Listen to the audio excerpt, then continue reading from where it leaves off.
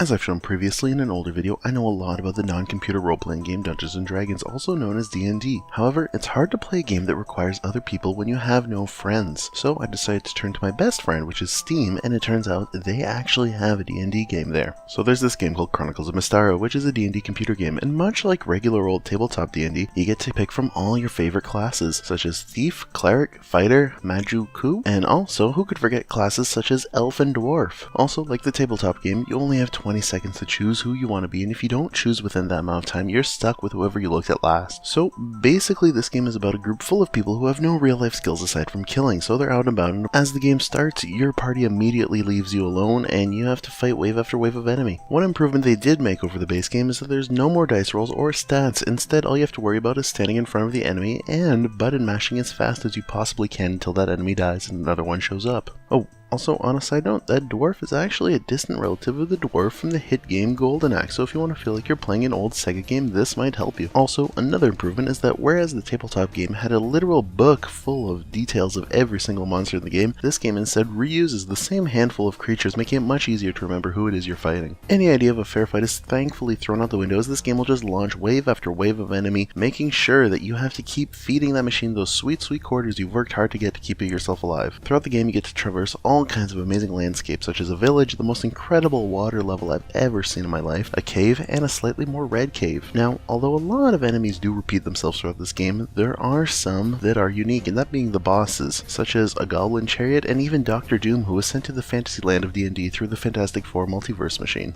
There's actually some pretty fun and interesting boss battles as well, such as this one here where a beholder is upset because he has so many eyes and it makes it hard for him to hang out around friends or make new friends, because every time he looks at them he either shoots lasers or freezes them, and look at how happy he is after you've cut off all of his eyeballs. Best of all is, where a D&D game could take several hours to several days to finish, this game can be completed in just a short hour or so, saving you much time to do more important things. Now, if all of this didn't sell you on the idea, it's also important to note that Mouse from the hit Canadian show Reboot is also in the game, and for some reason, if you have a strong dislike for her and you'd like to be able to kill her, you should know that in the game Reboot, the characters do die if the player wins. So if you really want to kill Mouse, all you have to do is beat this game, and finally your weird, sick dream will be fulfilled. So at the end of the day, if you're like me and you just wanted a good D&D game to play but you have no one to play with, I can safely say that this game feels exactly like playing real life D&D, and it's the best substitute you will ever find online, and you'll for sure have a blast playing it. Thanks for watching all the way to the end. I'm going to do my usual pandering stuff, which is if you enjoyed it, you could like it, or if you didn't, you could always dislike it.